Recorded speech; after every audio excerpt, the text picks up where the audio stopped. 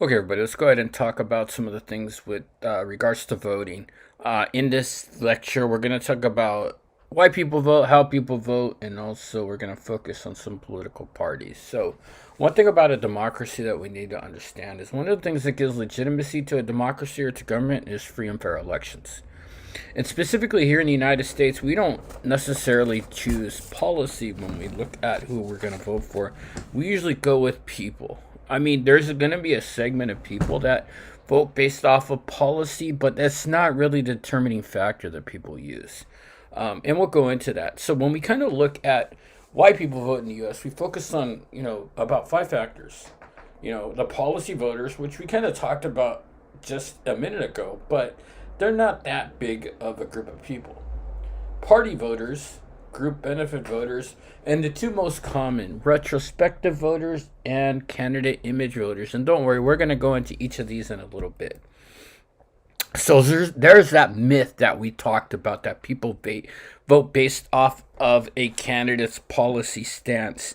Now, we can understand that in some instances, we may have an idea about how a particular candidate feels about an issue or maybe a really controversial subject, but for the most part, we really sometimes don't really have a good view of some specific policy issues that some candidates are for. Sometimes people will vote based off of ideology. So I'm going to want you to remember these numbers. 36% of candidates describe themselves as conservative, 25% describes them as liberal, and 39% describe themselves as moderates. And as we're going to see in a couple of slides, the moderate section or the moderate group is probably the most important group here in the United States. And, it's kind of the understanding that we have high levels of political polarization right now. Democrats and Republicans are probably about as far as they have ever been with regards to belief systems and ideologies and all that good stuff. And it's an interesting thing that we take a look at because, where can we find some common ground? Where can we agree on stuff? Where can we maybe come to a consensus on an issue? And that's really, really difficult with the polarization we have in America right now. Another thing, party voting is a powerful influence. Usually people might just vote straight Democrat, straight Republican. There's still that segment of the population that is out there. Now, there's also group basis of voting, right? And in a little bit, we're going to talk about a couple of terms, realignment and de-alignment. Just hold off a minute, and we'll get back to those. But just remember those terms when we get back to them. So when we talk about groups that are kind of tied to political parties, Democrat voters are disproportionately drawn from labor union members, people that live in big cities, Jewish people, and African Americans. Now, the author says Catholics, but I don't necessarily agree with that, and we'll talk about that in a little bit. Republican voters are disproportionately drawn from rural, small town, and suburban Protestant whites and business people. Okay, so those are kind of the demographics of our voting groups here in the U.S. Sometimes people will vote retrospectively, and this is probably the most common way people vote. So, retrospectively voting means that you use past judgment to determine whether or not you're going to vote for a candidate. Voters tend to hold the incumbent party responsible for hard economic times and the voter perception about general economic conditions rather than the personal well being affects his or her vote. Now, at times, we may hold a party in office responsible for maybe hard economic times. Sometimes we may hold a president responsible for hard economic times, even though they may really not have an effect on that. So we kind of got to get a perspective about, we take things and we are very much a what have you done for me lately society. Therefore, we kind of, in anytime there's some type of, maybe some type of issues that might cause us some type of anxiety or some type of worry, we tend to blame the party that is in office when that happens. And we're talking about maybe the people that are in the middle. And there's been issues in history or instances in history where we can see this happening. One of the most common instances that I like to use as an example is the 2008 presidential election where Barack Obama was elected president. Now, remember, George Bush had been in the presidency for 8 years. And during those 8 years, we had 9/11, where he had a lot of support. Then we had the War on Terror, which had a lot of support. Then we had the war in Iraq, where support kind of started to wane a bit. And then, being in those wars a long time really weighed on people. And then we had the economic crisis of 2007 to 2008 when the housing market crashed. So I believe that when people decided who they wanted to vote for in the 2008 election, I think John McCain, suffered a bit from some of the things that happened during the George W. Bush administration. Imagine being a person that, may have lost their job and lost their house. And when you decide, it's time to come up and vote, you're going to say, okay, let me give the other party a shot in order to maybe make my life better. So, and this happens, cyclically. The midterms in 2022 are coming up, and it's going to be interesting to see if there's any types of changes in Congress due to some of the hard economic times we're going through as far as inflation, the pandemic, and all of that stuff. People also vote based off of a candidate's image. This is, one of the more important ways in less partisan people, how a person speaks, how a person carries himself, how a person is diplomatic. So there's a lot of things that might go into that as far as a candidate's image. Okay, so let's go ahead and kind of shift a little bit and talk about parties. So from the pluralist view, and remember, we're focusing on two theories this semester, pluralism and elite theory. Pluralist theory developed a responsible party model for the U.S. system. Hopefully, this would be able to help people, kind of develop and classify alternative policy positions, maybe being able to compromise and bargain, holding elected officials accountable, organizing legislatures to ensure party control, and to organize and direct campaigns. But when we look at the problems with the responsible party system, sometimes parties are oligarchical. And, we see that now where there's a small number of people at the top making decisions for the greater whole. Maybe the masses within the party might not totally agree with what the elites in the party want. Party loyalty among voters has been declining over time. Mass media has replaced the party as a means of political communication. Things like social media also. And one thing is parties have no direct way to hold elected officials accountable. Primary elections undermine the power of party organizations and party elites. Now, looking at this last point, kind of remember this last point because I don't necessarily agree with this. What they're basically saying is that parties can control who gets the nomination for president. And we're going to kind of look at that and kind of dispel that in a little bit. But before we do that, we're going to kind of go through some histories of political parties. So during the time of the Revolution, one of the first parties was the Federalist Party, which was formed by Alexander Hamilton and favored a strong national government. The contrary party at that time was the Democratic Republican Party, which was led by Thomas Jefferson and James Madison. They favored more state influence in federal government. After that, we had the era of good feeling from 1817 to 1825. Really had no problems during this time after the War of 1812. Relatively peaceful and really looking to prosper. We had the Anti-Mason Party in 1827 to 1828.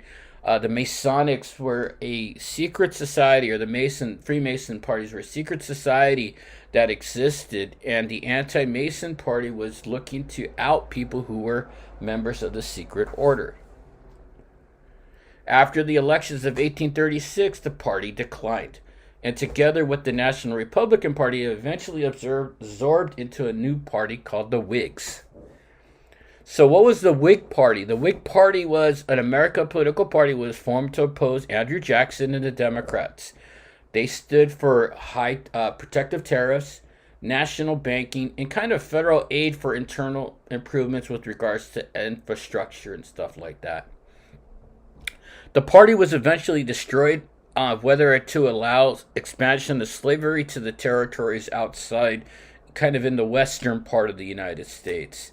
The anti slavery faction successfully prevented the nomination of its own incumbent, President Millard Fillmore, in the presidential election of 1852. When we saw the Whigs Party break up, the voter base defected to the Republican Party, and various coalitions stayed and formed back into the Democratic Party. We're going to actually see kind of the evolution of the Republican Party and the Democratic Party in a bit. So obviously we had the Civil War in Reconstruction. There were some nativist parties here, or the Know Nothing Party, right? So we had the Republican Party, the Democratic Party, and the Know Nothing Party. The Know Nothing Party was very much a nativist party, and we'll talk a little bit about that in a bit. But the Republican Party at the time supported business through the gold standard. If you don't understand what the gold standard is, do a quick Google search. It's pretty easy to understand. And then high tariffs to stimulate economic growth. Basically, you know what a tariff is. A tariff is a tax on imported goods. Anytime there is a cost associated with importing goods, they're going to pass that cost on to the consumer. So in a sense, what we're talking about here is that kind of the belief with tariffs is that, you know, if you have high tariffs, it might motivate a business to try to produce the good within the United States in order for it to kind of stimulate the economy. Some people call the parties the same, right? But and they refer to them as Tweedledee and Tweedledum. But you know, these parties are very different, right? You know, we hear the term that, oh, they're all the same. You know, Tweedledee and Tweedledum, a couple of knuckleheads that, you know, are always kind of like gibbering and picking at each other. But in a sense, you know, it shows that the Republican Party and the Democratic Party were different. And we're going to kind of see when we go through history kind of how they switch. So we talked a little bit about nativist movements, and the whole concept of a nativist movement is a way to prevent the spread of, quote, inferior people in America. And one of the ways to do that was to control immigration. You know, nativists at a time, and when we kind of go in the evolution of history, we're going to see that at a time, the nativists were anti-Irish Catholic, then anti-German, then anti-Chinese, and anti-Mexican. And then we can even go into now and maybe, you know, put in anti-Central American or anti-Latinx people with regards to, you know, a whole belief in nationalism, one language, one culture, one people. We had the Bull Moose Party, which was led by Teddy Roosevelt during the campaign in 1912.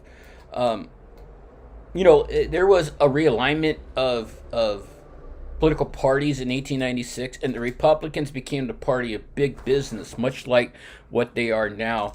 At the time, the Bull Moose Party was called the Progressive Party, and they instituted a lot of progressive reforms. You know, we talked about that in the past. And when this party broke up, a lot of them joined FDR's New Deal Party, which was kind of the start of the Democratic Party, which we know today. New Deal Democrats, or this New Deal coalition, was the alignment of interest groups and voting blocks in the United States that supported the New Deal. Remember, FDR came in with the New Deal to try to stimulate the economy, to try to give more power back to the federal government. As part of this group of people, you know, city machines were part of this, labor unions, blue-collar workers, minorities, farmers, white Southerners, people on some type of welfare, and intellectuals. And this is very kind of the nascent or the birth of the Democratic Party that we see today. The New Deal programs and FDR's civil rights stance, positive civil rights stance, brought many people to this party, but eventually evolved into the Democratic Party that we have now. Unfortunately for the Democrats, there was a group of people that weren't too keen on the civil rights movement, as well as kind of the beatnik hippie counterculture that caused a fracture in the party. A lot of the blue collar workers, specifically in the South, were still conservative and disliked the youth counterculture and the civil rights movement, so they broke off and created their own party called the Dixiecrats. These were states' rights Democrats who were short-lived segregationists. They fought against the civil rights movement that was forming. It originated in 1948. One of the leaders was a guy named Strom Thurmond, who we'll talk a little bit about. And this was put into place to protect states' rights to legislate racial segregation, keeping people separated, keeping people out, and claiming that we have an overreaching, oppressive government. They wanted to keep Jim Crow laws and white supremacy. Strom Thurmond, I mentioned him, ran for president in 1848, served in the Senate all the way up until 100 years old. So it's kind of weird that we have a segregationist that was still getting elected in the early 2000s. George Wallace, former governor of Alabama, ran for president 68, 72, 76. There was an assassination attempt that left him in a wheelchair, but he said he sought redemption. And ironically, these two people who were, kind of racist, both had relations with people of other races. So it's all kind of, the hypocrisy that we see. So we started to see the rise of the Republicans, which was based off of that northern white Protestant business people, small business owners, professionals, factories, farmers, and at that time, African Americans. Pro-business, supporting banking, the gold standards, the railroads, and high tariffs to protect the factory workers. And we saw industrialization growing really rapidly. The New Deal coalition collapsed, so the New Deal Democrats started to go away, partly because of the defection of white Southern Democrats because of the Civil Rights Act. At that time, Republicans won 5 of the 6 presidential elections from 68 to 88, with Ronald Reagan as the party's iconic conservative hero. And from 1992 to 2016, the Republicans have been elected to the White House in 3 of the 7 presidential elections. So the GOP extended its base in the South after 1968 using the Southern strategy that Nixon talked about. Kind of appealing to the Southerners who were traditionally conservative, evangelical Protestants, and now traditionalist Catholics. Remember how I said earlier that the Democrats had the Roman Catholics as part of their base? I don't really think that exists anymore, because I think real traditional Catholics are going to be drawn more to the Republican Party because their stance on same-sex marriage, same-sex adoption, abortion, stem cell research, and all those social issues that really started to take light in the 70s and the 80s. So the Republican Party, also has kind of segments or factions as part of it. The religious right, which we just talked about, included with the moral majority, plus the Tea Party and the Freedom Caucus, who are groups that really look for limited government. So kind of the whole concept of small government, adherence to traditional values, the spreader of democracy, and the concept of supply-side economics, that trickle-down economic theory. We're actually going to visit that later in the semester. We also had the Reform Party. This was a third party found by H. Ross Perot. Ross Perot ran for president in 1992 and received 19% of the popular vote. Didn't receive any electoral college votes, but received 19% of the vote, which is astounding. A third party candidate to receive almost 20% of the popular vote is incredible, right? We also had Jesse Ventura, who was a former wrestler and actor, was elected governor of Minnesota in 1998. They focused on fiscal issues such as reducing the federal deficit and debt, instituting term limits, reforming campaign finance and lobbying, and issues on trade. Unfortunately, the party started to die off in the 2000s as people such as Pat Buchanan and David Duke joined the party, and at one time, former President Trump was a member.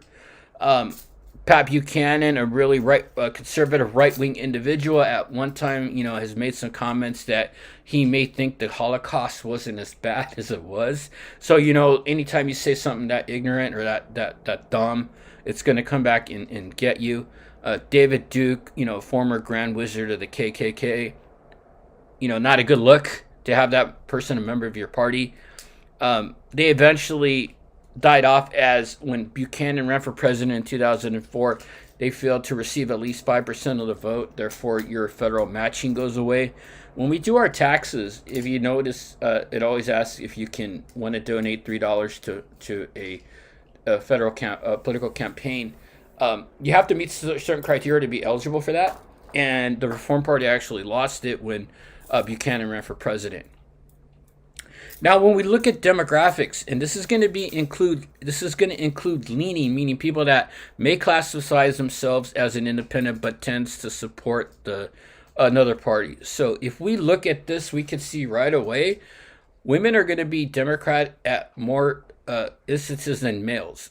Blacks are going to be more Democratic than whites. So, men are going to be more Republicans than women. So it's just something that's really easy to understand and to look at. And there's a link there if you want to look at things in more detail. I just put this out there to kind of give you an illustration of how. Okay, also kind of looking at demographics, we can see here that demographics do play a role in determining voter identification or voter participation or voter registration as well. If we look at whites, they tend to be more Republican than blacks, if you can see the comparison from left to right. Hispanics will tend to be more Democratic than Republican, and Asians tend to be more Democrat than Republican. Obviously, blacks, Democrats versus Republican is pretty widespread here, and it's pretty self-evident. One thing that I wanted to make a comment about is the Latinx culture, or Hispanic it's written here. I don't usually really like to use the word Hispanic, but that is still something that is part of our lexicon. In the Latinx voter demographics section, you could see it's definitely more Democratic, but it also depends a lot on what type of Latinx person you are. The reason I say that is Cuban Americans will generally be a lot more conservative than Mexican Americans. And two, you always do have kind of that maybe that religious influence in this demographic. Obviously, kind of with the feelings about the former Castro regime that was a communist state, probably one of the reasons why Cuban Americans in Florida and around the country will definitely maybe have a little bit more, kind of identifying, or they may identify more with the Republican Party due to that. But, you could generally see more Latinx people are going to be more Democrat than Republican. But again, you have to really take that into consideration. Let's go ahead and look at the next. One thing I also kind of wanted to touch on is religion. Religion does have a big impact on how somebody is, how somebody identifies with a party. There's levels of religiosity. And if I use myself for an example, I was raised Catholic, but I'm kind of a lapsed Catholic, meaning I don't really go to church anymore, but I do pray. I do the two things a year. That is kind of a joke in the Catholic Church, where I celebrate Easter, I celebrate Christmas, but I'm kind of a little bit kind of detached from it. I went to Catholic school from when I was probably 6 or 7 years old, all the way up into 13. So kind of been part of that learning of the catechism of the church, and my master's thesis was about Catholic voting in the 2004 election. And what I found, and I'm pretty sure it's probably pretty static through all religions, the more religious you are, or the more involved in your religion, you tend to be a little bit more Republican or a little bit more conservative. And when you go down in levels of religiosity to somebody that maybe just prays every day and maybe celebrates a couple of religious holidays a year, um, they tend to be a little bit more liberal. So it's just kind of a sliding scale that I wanted to touch on. It's something that I've studied and I've kind of also looked at, and people that are involved in their church, donate or tithe to their church, um, read scripture every day, maybe go out and proselytize. Those people tend to be a little bit more conservative and identify with the Republican Party more. The next one we're going to look at is jobs, and this is kind of an amusing thing to look at. This website here tries to compare kind of jobs that are out there and what the person who holds that job tends to be on uh, as far as the party identification. If you look at a union organizer, obviously union organizing and unions are tied into the Democratic Party, so most often they're going to be Democrats. A missionary, so again, looking at that level of religiosity, missionaries tend to be a little bit more evangelical and a lot more tied into the religion, so they'll be more conservative. Data scientists, somebody that's a scientist will tend to be more Democratic. A logger, kind of a blue collar job, be more Republican. And there's really nothing that really is too surprising. Here you see environmentalists, obviously, and trucker. But, I mean, this might be a little bit of a stretch because sometimes trucking and trucker organizations, we did see what happened in Canada with some of the COVID restrictions and some of the protests that came out of that with the trucking organization there. And somehow it filtered down to here into the United States. But truckers are generally part of labor unions. I would be really interested in looking at more data-driven analysis in where they got this number from. Social worker versus a roofer. So you can see kind of blue-collar jobs. High school teachers, anybody in education is going to tend to be... No, let me back that up. Anybody in education who does maybe a social science is going to tend to be a lot more Democrat than Republican. I can't speak to other disciplines like business or maybe allied health or nursing or whatever, but definitely people who, kind of are brought up through the social sciences in their educational journey. They tend to be a little bit more Democratic, and I think it's because you read a lot more kind of diverse material, and you kind of maybe become develop an appreciation for some other ideas. That's just my own personal feeling. A computer programmer, I mean, I don't know too much about that. Orthodontist, police officer is a little bit interesting. Again, it would be interesting to see a new maybe analysis of this, especially at what has happened after January 6th and after the FBI raid on the Trump mansion in Mar-a-Lago, how maybe some police officers feel now where, they've been getting a lot of criticism from the right now. Doctors, I couldn't tell you why an OBGYN is more Democrat. I don't want to stereotype or maybe put it into kind of a pigeonhole, but maybe OBGYNs are more, women, and women tend to be more Democratic than men. Just a kind of a guess.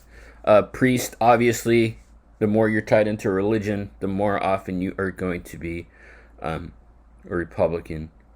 Founder or CEO, that was a little bit surprising to me. You would think somebody who runs a company would tend to be more conservative or more Republican due to the fact that they have ways of, maybe paying taxes or stuff like that.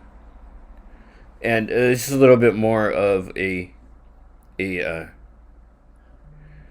review on this. And if you look in here, physicians tend to be more Democrats. That's an interesting thing. Realtors, the real estate industry is really tied into the Republican Party as well. And if you look at all of these, and nothing really too surprising. going down. So I just want you to take a look at this. See, graduate student assistant, something I did in college when I was in graduate school. If you go to universities and you're a graduate student, sometimes they'll have you teach lower division classes, especially the ones that have maybe 150 students in a class. So just kind of take a look at this. I'm trying to find anything that really stands out, but I don't think there's anything that really is surprising.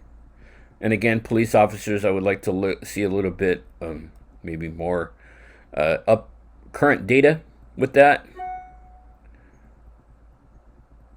So nothing too surprising. Again, Hollywood actress is, Hollywood is really tied into the to the Democratic Party. Science, obviously. Funeral director, probably because it's a business owner. Business owners are tied into the Republican Party. So it's kind of to take a look at. I mean, I'll let you guys take a look at more of this on your own. But it's some interesting data, and maybe try to find, your profession now, or maybe a future profession that you want to get into, and see what others are kind of looking into that. Captain, I don't know what they mean here by captain. Is it captain of a Navy vessel, or is it captain of a cruise ship? So that's kind of a captain of an airplane, like an airline. So it's kind of really generic term there. All right, let's go ahead and move on a bit. Let me get the PowerPoint back up.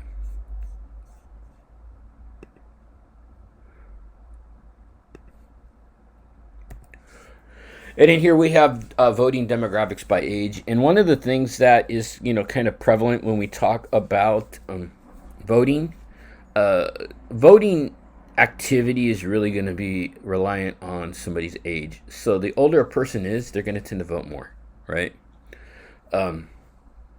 In turn, we see kind of the evolution, or kind of a way of people changing maybe their ideology stance, or maybe their political party membership as they get older. Younger people tend to be more democratic, right? And as you go and get older, that kind of changes, and people become more Republican as they get older. Maybe when we're young, we're really idealistic, and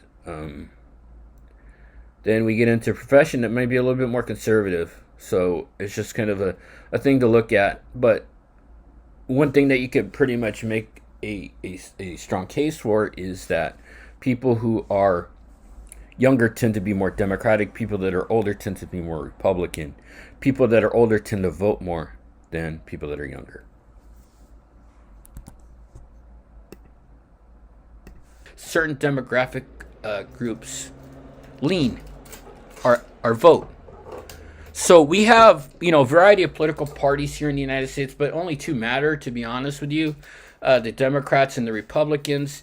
We have third parties such as the Libertarian Party, which is the biggest party the biggest third party in the U.S. They're on the ballot in 33 states, 33 out of the 50 states. The Green Party and the Constitutional Party, the reason sometimes these parties fail is because of ballot access. And that's really simple to understand, as we can see by this slide.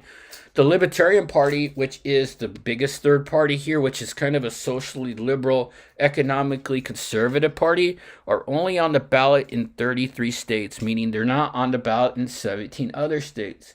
Now, can they conceivably win the presidency? Yeah, it's possible. But it's not likely because they don't have that ballot access in the other 17 states. Here's the platform if you want to look at it. It's a good illustration of some of the things that they're for and against.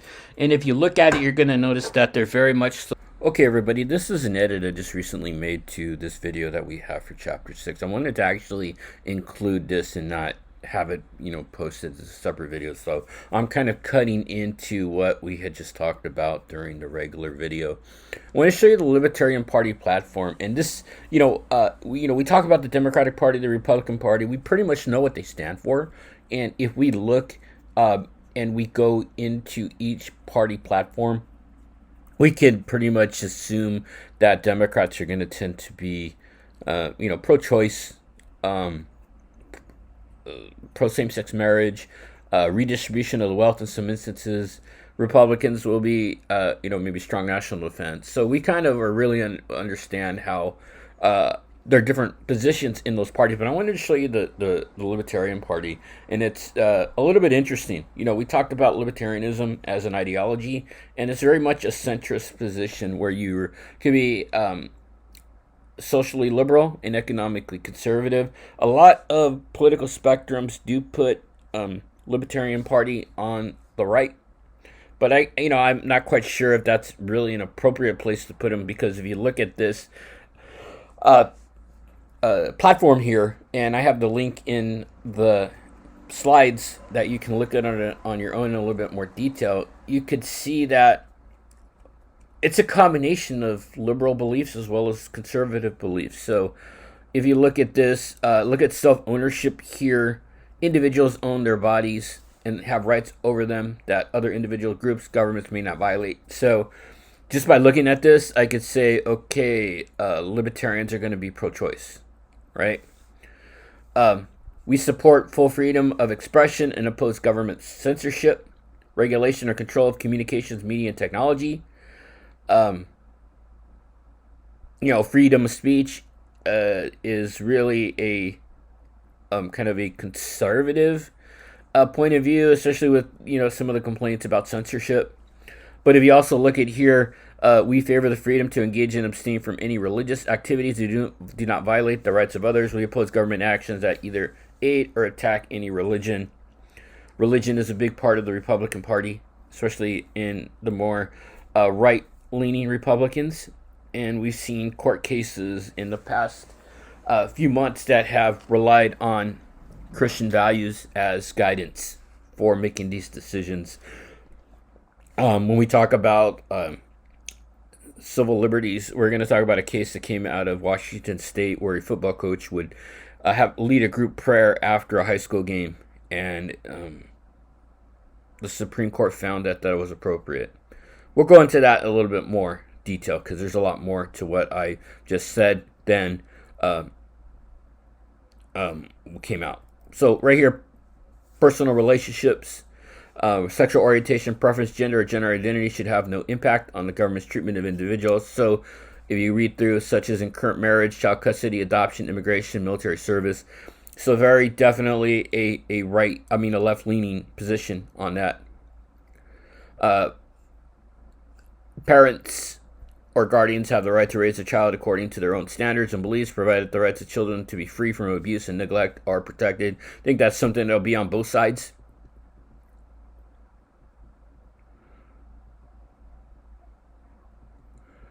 Criminal justice, government force must be limited to the protection of the right of the individual to life, liberty, and property.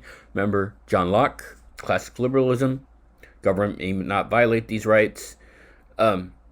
Therefore, we favor the repeal of all laws creating crimes without victims, such as gambling, the use of drugs for medicinal or recreational purposes, and consensual transactions involving prostitution. So, definitely a more liberal stance on that. Oppose the death penalty, liberal. Self-defense, maybe a little bit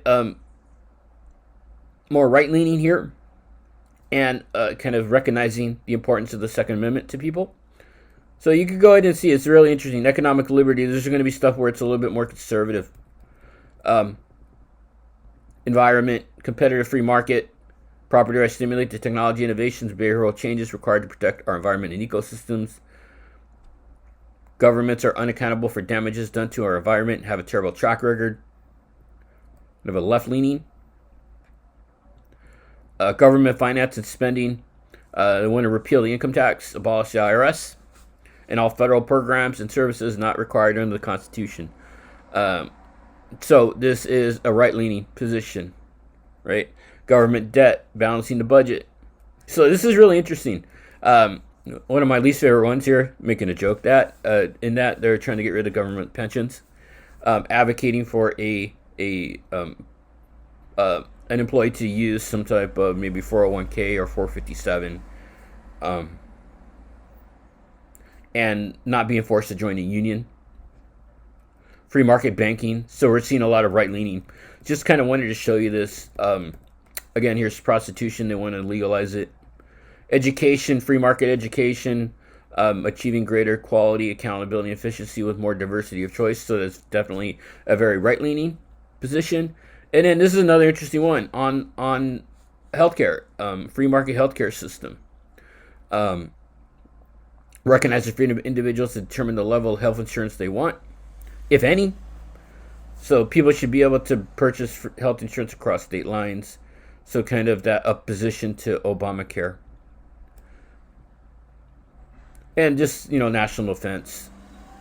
So I just kind of wanted to show you this. I think it's a really interesting um, ideology or political party here in the U.S. Um, and it's something that I think is growing. And like I said in the earlier part of the video, one of the reasons that these third parties fail is because they don't have ballot access in these states. The Libertarian Party is going to be the third biggest party in the U.S., but they're not on the ballot in every 50 states here. And as you can see, they're only on the ballot in 33 states in the U.S. Okay? Socially liberal, but economically conservative. Now, a lot of people are kind of detaching themselves from parties, and this is where we're going to get two terms kind of evident here out of our talk. The concept of de-alignment versus the concept of realignment. So de-alignment is the decline of the attractiveness of both parties. So if you have a group of people that drop out of a party because neither party appeals to them, that's called de-alignment. Now, realignment is something different. Realignment is when a demographic group detaches themselves from a party and realigns with another party. Remember how I mentioned Roman Catholics? I think Roman Catholics are a really good illustration of realignment, where you had the Democratic Party as a staple of, the Catholics as a staple of the Democratic Party in the 50s and the 60s. Then we come to the 70s and the 80s, where social issues really start to take precedent.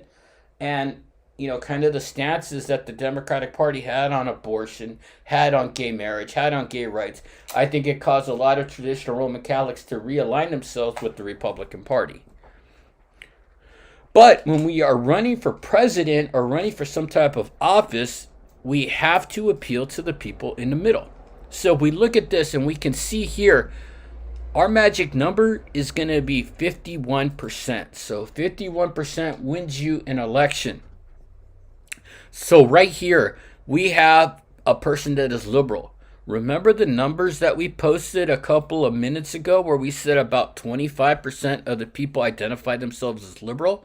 Now, if that is true, in order to get to that 51%, we need to attract 26% of this 39% in here, right? So we need to attract an amount of people from the middle to move us to be able to win the election. So in order to appeal to these people, we have to move ourselves along the ideological spectrum in order to attract these people. So we have to be able to attract 26% of people in here to get to that 51% that we need here. Remember, it's 25% of people identify as liberal. If we could capture amount of people in here to win us the election, then we have to move ourselves closer to these people to get their votes. The same thing will work on the other side.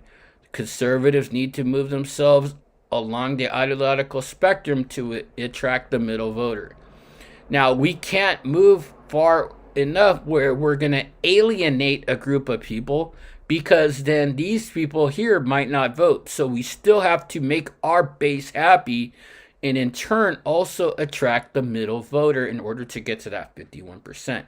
I know it's kind of, a little bit convoluted, but I think if you guys think it out, it'll make a lot more sense, right? So you have to move yourself along the ideological spectrum in order to attach and to attract that 26% of people in the middle. So we talked about why third parties fail. So let's go ahead and talk about how we vote and what we vote for. So the United States is a single member district voting situation where the House of Representatives is carved into 435 single districts, and we have a representative for each district. And depending on the district we live in, we're going to vote for that person to represent us in Congress, right? Primaries are held here in California in June, and then the top two vote getters from each party move on to general election in November. Candidate who receives a plurality of votes at that time will win. We also have direct elections. It's kind of along the same lines of single member districts, and this involves the election of our Senate. The 17th Amendment gave citizens the right to vote for senator. In California, in the primary, the top two vote getters will face each other in the general election no matter what the party is. So if you have a primary where the Senate is involved and you have two Democrats which receive the two top votes, the top vote getters in the primary, then those two Democrats will face each other in a general election. And consequently, that happened in 2016, where in the primaries, Lorena Sanchez, as well as our Vice President Kamala Harris, were the two top vote getters in the primary, and then we saw two Democrats face each other in the general election in November. Now, I made the comment earlier that party elites can't control who is chosen or is who given the nomination for the presidency. I'm going to kind of try to dispel that in a talk right here. So when we talk about primaries, you remember here in California, primaries are held in June, and that's determines who's going to go on to the general election. Now, if we look at these figures on the screen, a participation rate or a turnout in a presidential election is right around 60 to 70%. For a primary, it's anywhere from 20 to 30, so roughly half. Let's go ahead and take a look at a real-world scenario, right? So the author says political party elites cannot control the selection of candidates. I disagree with this, and I'll show you why. If we look at the 2016 primary, we won't really look at 2020 because there's really no really intriguing stuff in there. But if we look at the 2020 election, this is a little bit more intriguing. So if we go back, hold on, I lost the slide. The way the Democrats do the delegates and choose their nominations for president, the Democratic Party uses pledged delegates as well as something called super delegates. In order to win the nomination for president, you need to have a majority of delegate votes at the Democratic National Convention. Of the 4,765 total Democrat delegates, 714 are super delegates. So 714 of these people are individuals such as governors, members of Congress, former presidents, other party leaders. So they are able to say who they want to choose for president or for who's to be the nominee. The Democrats use a proportional representation to determine how many delegates are awarded in each state, and we'll look at in a minute. But say, for example, here in California, if we would have had a primary, if one candidate gets 60% of the vote, the other candidate gets 40%, then the total delegates available in the state of California, the winner will get 60% of the delegates, and the loser will get 40% of the delegates. And you just need a simple majority. Now, I'm going to use the 2016 election because it's a little bit more clear here. There was accusations that the Democratic National Committee sandbagged the Bernie Sanders campaign. There was a WikiLeaks hack where the Democratic National Committee's email system was hacked. So what they found out in that WikiLeaks hack was that the DNC was bad-mouthing the Sanders campaign. The CFO thought it should be suggested to the media that Sanders was an atheist.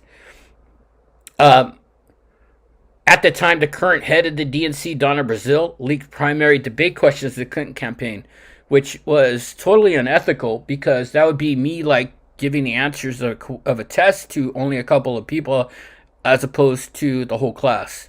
And they also wanted to show that the Sanders campaign was disorganized. So let's go ahead and take a look at this. So this is from the New York Times, and this is the delegate list from the primaries in 2016. And again, I'm using the 2016 because this is a little bit more clear to prove my point. So we're going to focus on the Democrats here, right? So we could see here Hillary Clinton won the nomination, right? You need 2,383 delegates to win. Hillary won 2,220, but that still didn't bring her to 2,383. In order to get past that, she needed 591 superdelegates. Remember, these are individuals. So when the author says that party elites cannot determine who the nominee is going to be, I'm going to disagree with that on the Democrat side, because we can see if we switch that 591 to Bernie, that would have pushed him past the criteria needed to win. Okay, so something that's kind of really easy to understand.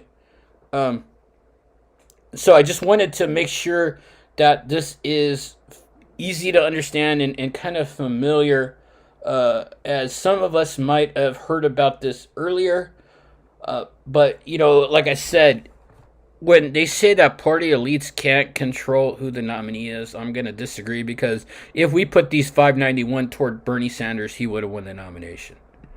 Okay, and then you can also take a look at here how the delegate count went in each state, and you could see we'll go down at this time. I think the California primary was in March.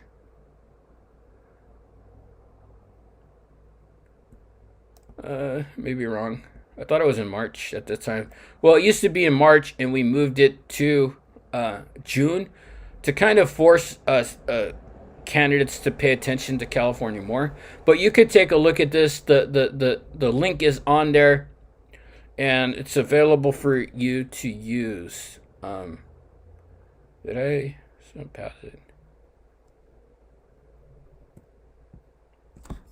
So let's go ahead and take a look and wrap this up. So the Republicans do it a little bit more simply. You know, there's not many super delegates. You just need a simple majority to win. Now, one of the questions is, should we have a closed primary and open primary? A closed primary would be you can only vote for candidates that belong to the same party as you. Open primary, you can vote for anybody, and the winner from each party will advance to general election. A lot of people, I mean, we have here in California have a modified open, and we moved our primary from June to March, so that's maybe why we didn't see it here. So we can look here and go down to June. Again, I think I got a little bit excited talking and stuff and wasn't thinking right. So yeah, here's the California. We could see Hillary won 269 and delegates at 206. So our primary used to be in June. We moved it up to March to, to have candidates pay attention to California a little bit more, because at times there might be instances where the nominations are decided before California even votes. Now, we know about money and the effects that money has on elections. Only about 0.5% of the U.S. population contributes about $200 or more to presidential or congressional campaigns. It's interesting because when we go and talk about this, we could see that maybe we don't have money to give, right? Maybe we can't afford to write more, give more money to people than maybe a couple of $100. And, one of the things about kind of, the semblance of wealthy candidates within the system, a court case called Buckley versus Vallejo. So it says that the government can't restrict the amount of money that people spend. That is theirs to run an election. So this is an extension of free speech. So if you're rich and you want to run for a candidate, or you want to run for an office, you can spend as much money as you want. We talked a little bit of McCain-Feingold, and the concept